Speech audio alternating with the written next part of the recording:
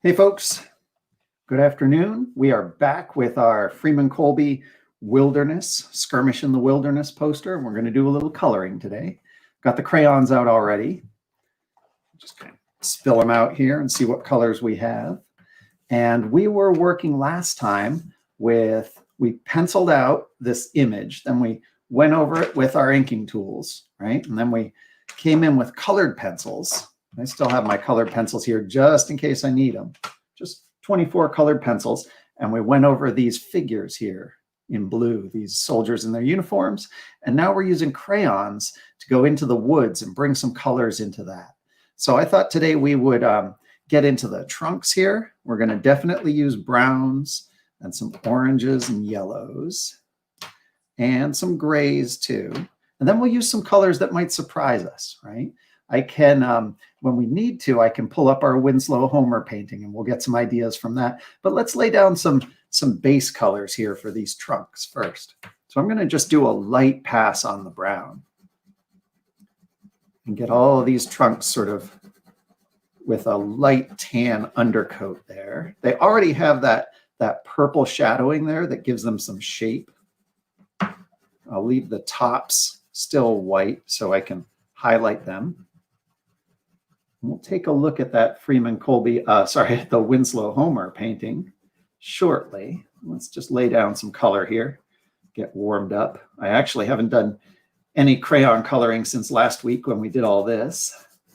I'm going to leave some space for the light on that tree there. That white spot can become a brighter highlight color like a yellow and a gray. These trees, I don't want to use really bright rainbow colors, but I do like how crayons bring a lot of color into the scene. It's going to be a lot more color than Winslow Homer's painting. So we'll see. His painting with his oil paints is really dark, which is actually quite appropriate for the scene he's painting. And we'll bleed this brown. I mean, I feel like a lot of the key with my crayons is going in and bleeding that brown into the greens. Because if I leave the greens just as greens, they're going to stand out like they're from a totally different world from this brown tree trunk. You know, that's kind of how, you know, when little kids are coloring, they'll color the tree trunk brown and the leaves green. Well, in reality, all these objects are like reflecting each other. They're in the same light. They're all mixed up. When you look at your hand or the leaves or the tree trunk, they're all going to be reflecting each other and the shadows are colored by what's around them. So I kind of like crayons, I like how crayons just let us get messy. And I'm mixing this brown into the green there. And that's going to add to see how it already looks like it's a little more part of the world of the tree trunk if they both have that green in that brown in them. And I think we'll go back and maybe even highlight the tree trunk with some green. Now, we don't want them to look the same. We don't want everything to just be mixed brown and green, right?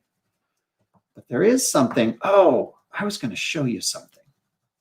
Before we get too far along, let's just do a couple more tree trunks. I actually scanned this in. I did a preliminary scan just to see how it looks scanned in. I'm going to show you that. And there's a secret step we're going to do once everything's colored and everything's set up. I'm going to mix some brown into these distant shadows here. Then we'll mix a whole lot of blue in there too. Blue and brown together are going to really make those woods. Well, they could just end up being like, you know, a brown mess, but I hope they will make those woods look really deep and dark and foreboding, like Winslow Homer's paints capture. All right, there's a base of brown. And we will come in with like a yellow and a gray, and we'll put a little bit of highlight into that trunk. You know, that's going to be that light that Winslow Homer saw coming down through between the branches, right? That'll be the light coming down. Maybe it'll be just highlighting these soldiers too. A little bit of beam of sunshine coming down through to kind of highlight the shadows and the murk, right? I think Winslow Homer observed that. He had a good eye for observation. I think he saw that and worked it into his painting, and that beam of sunshine survives then. in his historical record, right? And it's going to become, I mean, with my crayons and my cartoony style, it might look a little bright and overtly yellow, but I think we'll get that effect. I'm going to set this aside, actually. I'm going to remove this one, and I'm going to share a different screen here. I'm going to show you my GIMP. Can I show you my GIMP? Nope, I will have to show you my screen. All right. I'm going to share my entire screen, and we'll just pull it right up here, put you down. So there's my camera. I'll show you my GIMP, which is my program for manipulating images. I'm going to open my scan. Let's see, desktop. Here's my scan. So I scanned that image. Uh-oh. This is a big image. It's a RGB, red, green, blue color image. And that's what we started with today. All right. Let me make this a little smaller. We'll put this camera aside. We'll put there's our Winslow Homer painting. So there's some of the sunbeams on the trunk that I'm looking for. And he used sort of a white and a yellow to get that effect. And then these other trees are much darker. All right, that helps us. So those other trees are much darker. We're going to have the orange and red ivy climbing up that side tree. Good. And then we're going to have like horizontal beams of shadow laying across the floor, and then bright yellow and green under foliage in between them. All right. So here's my color image that I just scanned, right? And that's what we started with today. So I'm going to grab the black and white scan. Remember how I scanned? Let's pull this up. Remember how I scanned the original image? And this is a pure black and white. I made every pixel choose a side, black or white, right? So this is just a 1-bit image. And it has no colors and no grays. And it's very crisp and clear. This will print really well. However, if we look back at that red, green, blue image, let me zoom in on that. Look at that. Those lines are not crisp and clear, right? Those lines are rainbow colors. There's actually not even any black in there. Look at that green and red and yellow and blue. But that's how the color scanner sees the black lines, right? So if I zoom in, let's zoom into about there. And if I go up and I boost the contrast, we get a problem, brightness contrast. Let me boost the contrast and try to get those lines looking a little darker. So I'll boost the contrast and watch what happens to all the colors here. Whoop, the colors are going to get washed out. And in fact, you get none of the subtlety of color that we were trying to do. I mean, look at that. That's going to look awful when we print it, or kind of cool in a new wave, cartoony kind of way, but not the way I want it to look. So I want my colors to stay this way, but I want my black lines to be bold black lines, really crisp, so they print well. So what to do? Well, that's why let's cancel out of that. I don't want to destroy my colors here. I might play with the colors a little and boost the contrast a little. What I'm going to do here is look at this entire image, and I'm going to drag and drop this black and white version that we said was all black and white. I'm going to drop it right over that and watch what happens. It makes a new layer that's all black and white, right? So where did our colors go? Let's go over to the layers here on the right. If I invisibilize this layer, close that eye, you won't see the black and white layer. All right. If I make the black and white layer visible, you can't see the colors. Okay. So what I'm going to do here is I'm going to go and change the mode of that layer. I'm going to say that layer should darken only. That means only pixels that are darker than what they're laid on top of will show up. The white, which is lighter than the color, the white won't show up at all. So let's try that, darken only. There we go. Now that's more like what we want, right? Let me zoom in again. See, this is 2 layers. You can see if I invisibilize the black line, we go back to the red, green, blue image. If I make the black line visible, but remember the white doesn't show up, it's a little off, but it's close. It gives us that crisp black line outlining everything. Let's go in with our arrow tool and try to move this over. See, I can slide this layer over all I want. This is that black and white layer. I can zoom out and show you. This is the black and white layer, and that looks really messy or really funky, depending on your taste in art. So let me undo moving that around. We'll make ourselves sick doing that. I'll just zoom in and make sure that these black lines line up, and they do more or less. You know, and I might make a couple scans of the color version just to see, because they might line up there, but they might not quite line up in other parts of the image.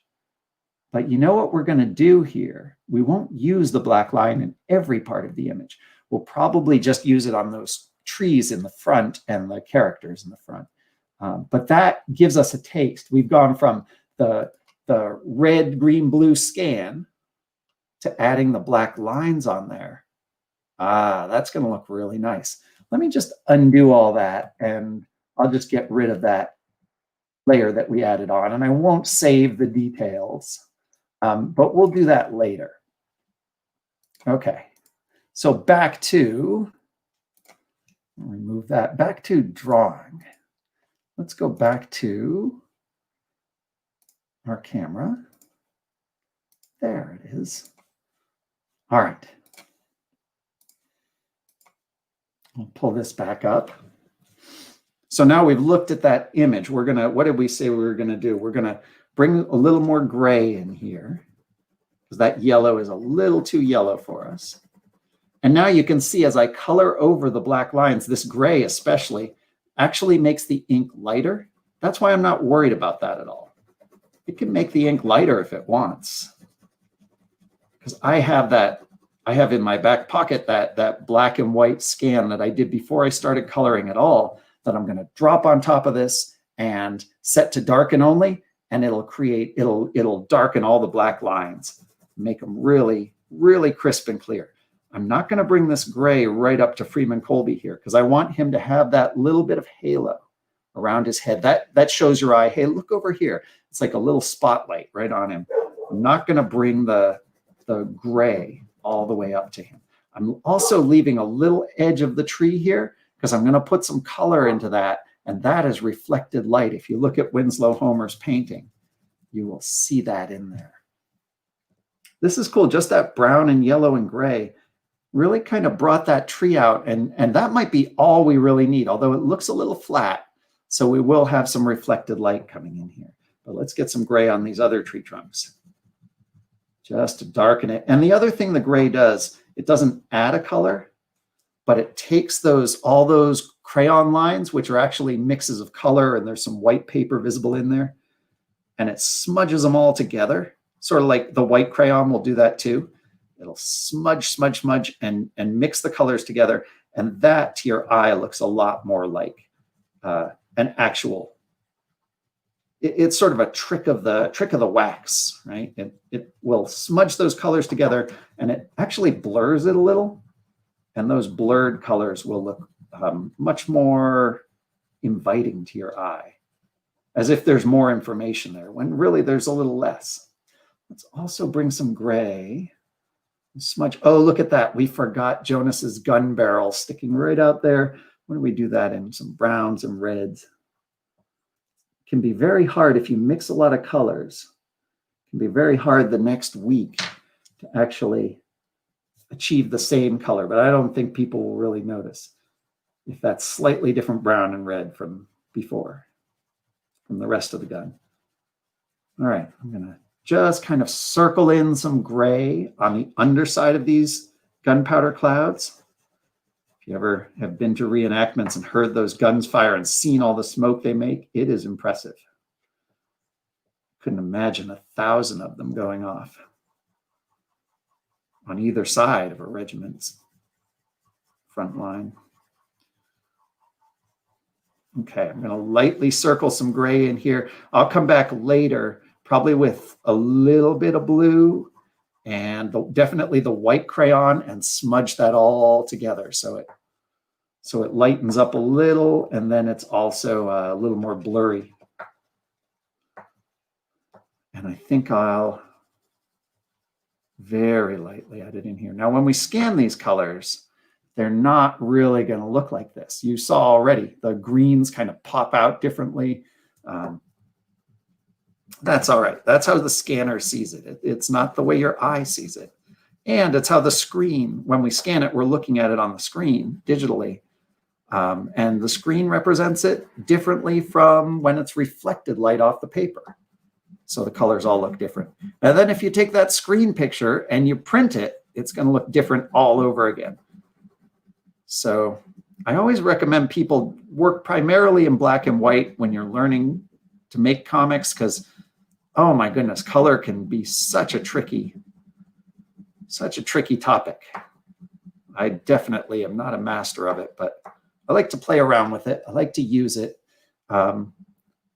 And it's nice to have, the ability to do some colors. It's nice to kind of relax and hang out and chat like this, as we color. Now I'm really using the gray to blend colors here. Darken that canopy up there. I'm also going to bring the gray across. This is, remember we had those horizontal shadows. You can see how the green and the black are really distinct there. I kind of want that all blurred together. Winslow Homer's painting is just a mess of dark oil paint, right? So I kind of want that blurred together, and the gray is going to kind of bring the tone down of all the colors. Add to the murk a little bit. Make it a little more like there's a thin layer of smoke over everything, which is kind of what I want to see there. Oh, that looks much darker. When we add some blue and purple to that, that's really going to murk up. Bring some, also we'll add a little more. We already did a layer of blue and purple in these corners. The gray will kind of make that a little more somber. And then maybe we'll do an overlayer of turquoise or something that's, combining the blue and the green. That'll smooth everything together too. I like the way that, whoops, I'm going so fast here that I broke the crayon. I like the way the gray is kind of just smudging everything together. Makes it look like, if you were running past, or if you could hear this kind of, the sound of what these guys are hearing, your pulse would be pounding. You'd be running fast, looking for cover, and the gray kind of blurs everything together, so you get that feeling a little more. Oh, it's nice and dark.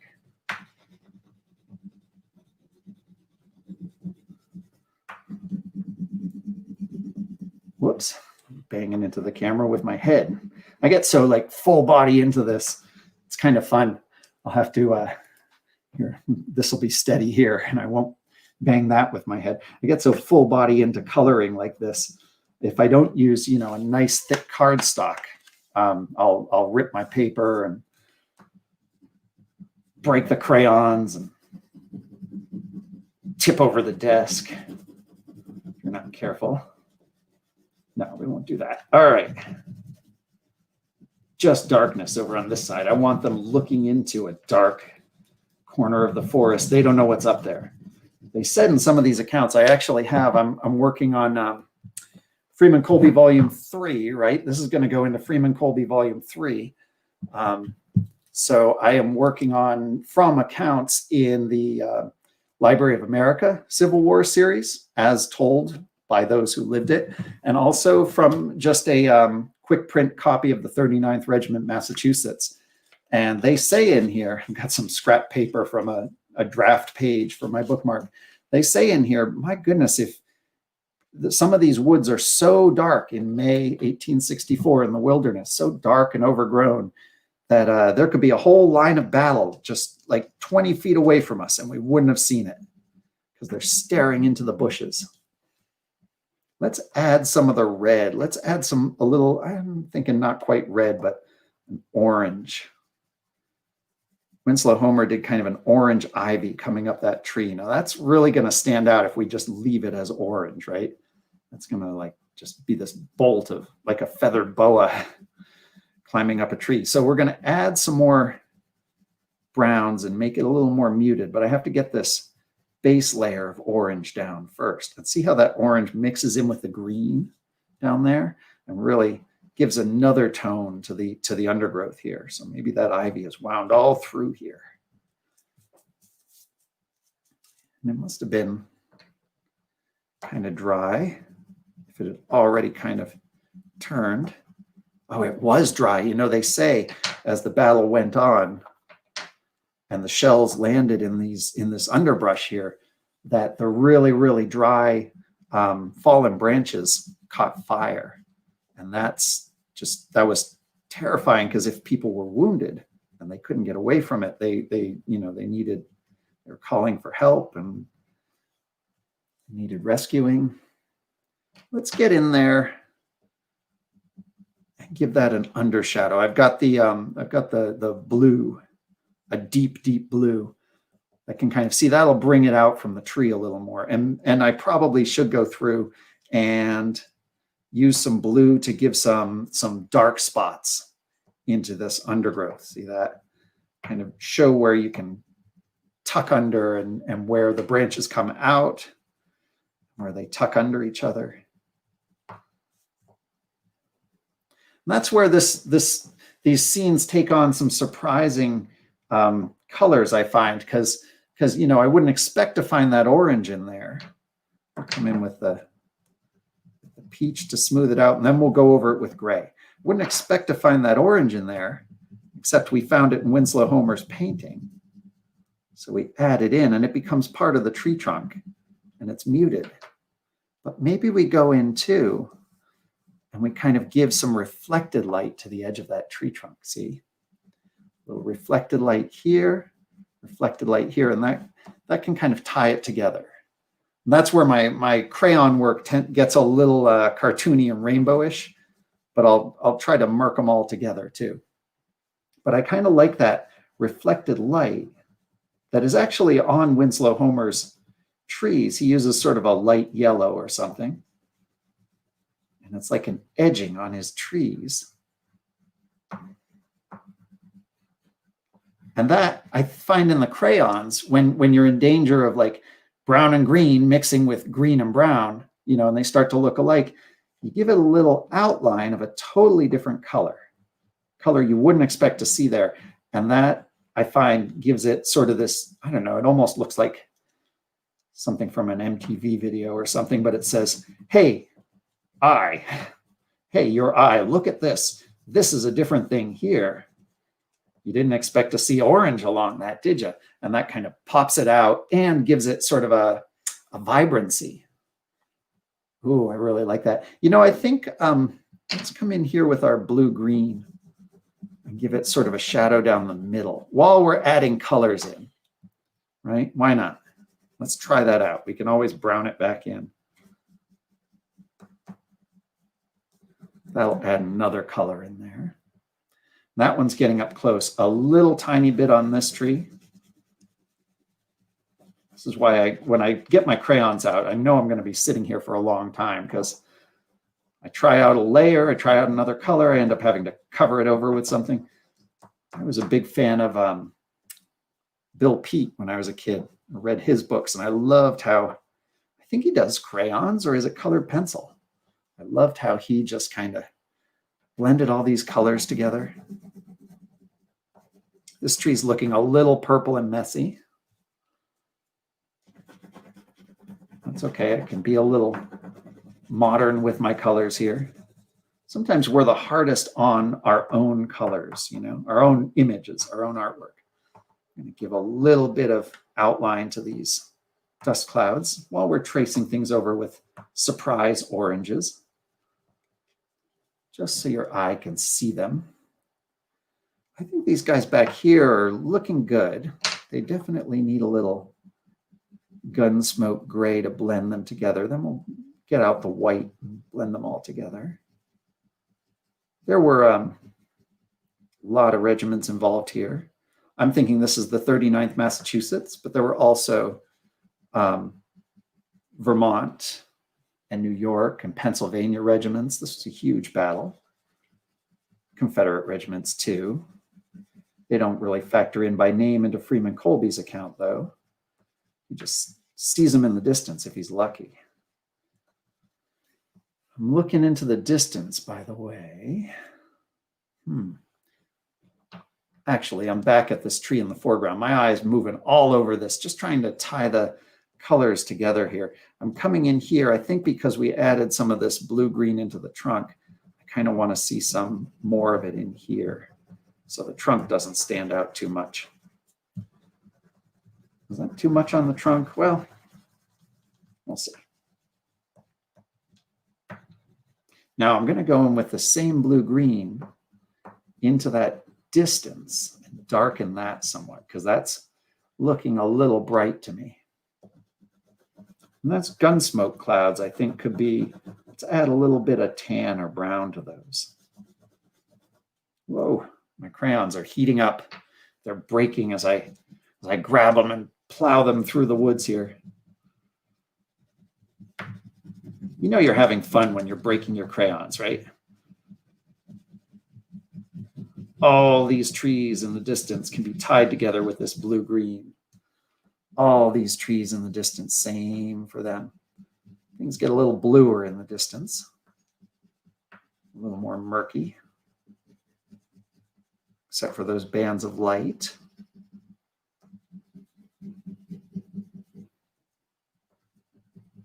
Now this part is standing out to me, so we'll add a little more murk in there. I think we'll do some purple murk too.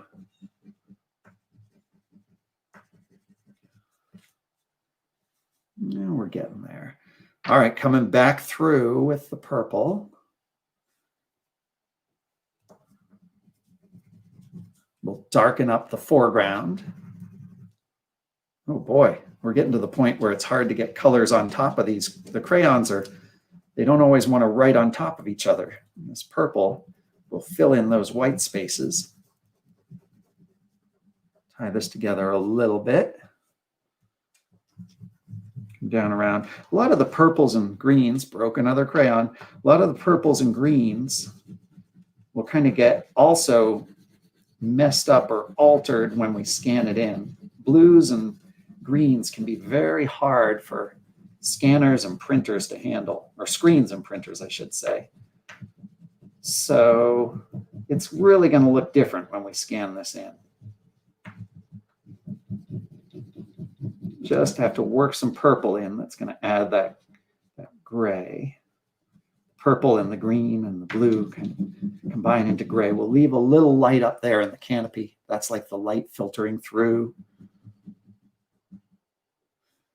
All right. This tree is looking kind of blotchy, isn't it? Now that I've tied these together with the purples. My crayon coloring isn't necessarily a high drama spectator sport, because you know these I just build up layers, make mistakes, go back over the layers.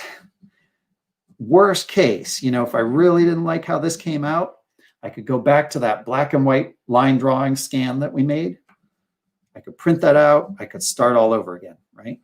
Color the whole thing all over again. I think I really want to tie these trees together with an overcoat of something. We already did brown, so maybe it's like this lighter peachy color.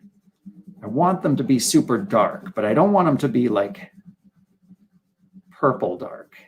I think they should be tan dark. So this color will kind of blend them together, hopefully. Might be hard to see on screen, but it makes a little bit of a blurring effect. And if they're a little less blue, this being blue over here is kind of balanced by their pure blue. I'm not mixing a lot of colors into them now. But if there's a little bit of blue in the trunks, that's like a little echo, little reverb of that blue of their uniforms. So it's in there. This lightens everything up. All right. Don't want to get too many colors in those smoke clouds. Let's see. You know, I don't see my white crayon here. Got to go looking in the auxiliary crayon box and find a white crayon. There's a white crayon. I always wondered what the white crayon was for until I started getting serious about crayon coloring. Then I realized, oh, it's kind of cool for like smudging over, especially colored pencil even more. But it's kind of cool for like smudging together colors, smoothing things out. taking the grain of a picture, kind of blurring it like we were doing with the gray, but without darkening it. So we'll try that here. We'll go into these greens and blur them a little. All this stuff down along in the foreground is pretty well blurred by now. But let's blur this tree trunk a little. It lightens it around freemancolby here. All right. Got a fly in here for the first time all summer who's been like dive bombing my ears as I work. You can see him flying around here. Just wants to be on the live draw.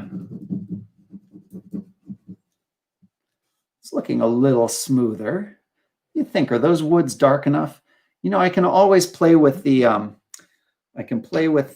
brightness and contrast once I've scanned it in too. And I can always come back and add more. It's awfully, awfully hard to take off crayon. Although, let's try taking some off since we're here. I kind of like the effect of going in and scratching off crayon to remove color. So let's find a place, like maybe right around Colby here. Just take my handy crayon remover, which is here, right here on the end of my finger. And I'll just scratch some of the color away. I don't want to scratch his colored pencil off, but I'll scratch right around the edge. Take off some of that color. It's subtle, but it leaves the ink behind. And it just makes that little halo a little sharper. Makes it a little easier to see. Like I didn't really leave much of a halo on this gun. So I'll scratch a little away. Oh my goodness, hi fly. Want to come see our artwork? Can't believe that's the first fly all summer. Really curious one. All right, what else did we say we needed? That's looking nice. I like how the band of dark green kind of floats across the forest floor here. Then we have these bands of light and the smoke. Let's darken the smoke just a little bit because it's over the band of light. So a little bit of contrast here. Bring out the body of the smoke cloud, right? Kind of like that. These are not freemancolby's kind of realistic smoke clouds. These are more like cartoony smoke clouds. I imagine they're sort of like little puffs that float as a body through the as a cartoon cotton ball through this forest. You'll see it in the freemancolby animated special. You'll see how they float. But I'm thinking that'll kind of define it and let it float as a little cartoon cotton ball across there. I do feel like I like the heavy purple in here, but I am going to come back in with the brown and just bring it back a little more towards tree trunk. A little back off. What was it before? I don't know, some kind of a tropical pool party with all the purple and the blue. Bring it back off the brown a little, back towards brown a little bit. Let's highlight that edge again. And let's bring that ivy a little more towards green. How about with we'll do this bright, bright green to lighten it a little. I've totally come away from freemancolby's colors by this point. I'm just going with what's here in the picture in front of me and the effect I want it to have. And it's looking darker and darker. I like how the distance is looking mostly blue, although as you saw, there's a lot of green underneath it. I like how it's all mixing together. We might be getting there, you know? This might be done. You never know. Sometimes you wish you'd stopped 5 minutes ago, you know? Let's come in here and we'll add a little highlight with this light green. Tie this trunk together again. A little green, light green mixed in with your orange, another surprise color there. But that is one of the brightest points in Winslow Homer's painting is that tree trunk and the light coming down on it. So we'll just lighten the blues and the purples there. Remember, we'll have the option. This is really lightening the ink that's under like 5, 6 layers of crayon there, but we will have the option to lay that black line drawing over it, and it'll really bring out the black ink again. You'll see the black ink as crisp as when this wasn't colored at all. I'll do a whole live draw where we actually go through that process. It's a quick process, but it's really fun to play with. I'll show you how that works. Do a screenshot of it. This is looking good. I'm not too worried about these edges because I will crop it down. Broke another crayon. I will crop it down. Why don't we go around and just edge it? We'll make it look like an old print or something. We'll just edge it with a little darkness. And if somebody's looking at this, the original, they'll see that edge. Takes off the whiteness of the edge. Darkens it. Makes it look like an old glass plate, you know, those old photographs where the corners are rounded and blotchy, where you can see how they painted the chemicals onto the glass plate. We'll do that.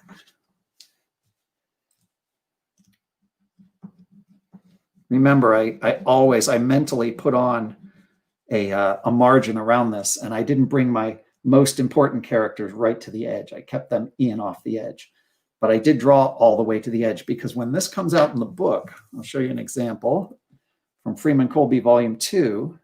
Did a whole bunch of these 2-pagers, right?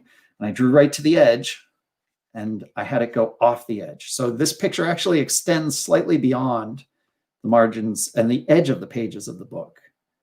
And these are all done with crayon and colored pencil. And these extend slightly beyond the outside edge of the book. So it's a little bigger than it needs to be.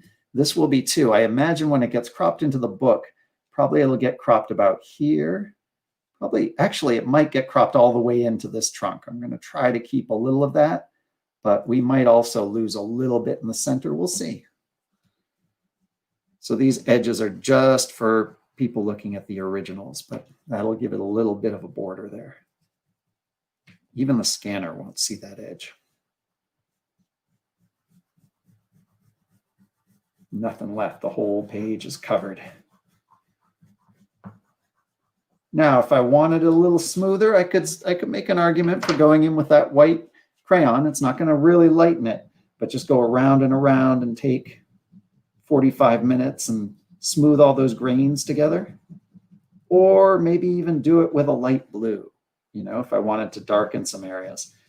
But I kind of like those grains. I like that when you look at the, even in the grayscale version in the book, you know, when you look at this in the book, you can see the grains. That's why I started doing crayon there. That's why I started using the colored pencil, because I really liked how you could see the nitty-gritty dirt effect. Well, this is a good example of how it comes out in print. See this one, I dropped the black ink lines back over the colors to bring out the black ink. On this one, I didn't do that. I don't know if maybe I forgot to scan it before I scanned it in color, before I colored it, but this one doesn't have the black ink, and you can really see the difference. The black ink brings out the shapes. Not having the black ink lines as a separate layer, you don't see it as clearly, but I like that effect because it's a sort of a sunset. I wanted it to be a little less distinct. Here we've got the black ink lines in there, definitely. That's pretty stark, so that's why I do the black ink lines. All right, I think we're going to call this ready. This is 40 more minutes, so we've got about 2 hours sunk into coloring this. So there you go, 2 hours, about a dozen broken crayons. Whole lot of fun, good exercise actually. You know, your coloring arms, grabbing the paper and the crayons get pretty strong. And now I'll probably take a half hour. Next chance we get, I'll scan this in as a finished colored painting poster, and then we'll drop the black lines over it, set it to darken only, and we'll go from there. Hi, Bobby. Good to see you. Thanks for stopping by, everybody. It's really fun to color with you. Head on over to marekbennett.com. I'm getting ready for the fall season. It's no longer comics camp if the summer's over, but we're doing comics workshop all fall. So you can become a patron over at patreon.com/Marek Bennett. We're going to be doing this all fall with Freeman Colby Volume 3. I've got a ton of posters to do. And I'm also working on pages. I just drew my 2 pages today. This takes place during the same Battle of the Wilderness. Lieutenant Colonel Pearson's rallying the troops as they're just heading into battle, May 5th, 1864. So we're going to build that whole book this fall, and we'll do it together over on the Patreon. Thank you, patrons, for helping out with that. It's been a great summer. Looking forward to the fall. And thanks for joining us today, folks. Nice to draw with you. See you next time when we scan this in and put together the final version of it. Oh, thank you, Ms. Garvin. Nice to see you out here. Nice to see your comments, folks. Well, share this around, please. It's really nice for people to know this book is coming together. Oh, one last thing. Coming up at I think next week at the National Cartoonist Society Awards ceremony at the Reuben Awards, Freeman Colby Volume 2 is up for, what is it? Nominated for Best Graphic Novel of the Year, 2019. So watch the Reuben Awards. It's such an honor to be nominated for that. Doesn't matter if you win or not. It's like just great to be in the mix there with all those awesome artists. So check out the National Cartoonist Society Reuben Awards next week. And, fingers crossed, but congratulations to all the artists. Great. See you soon, folks. Thanks for joining us.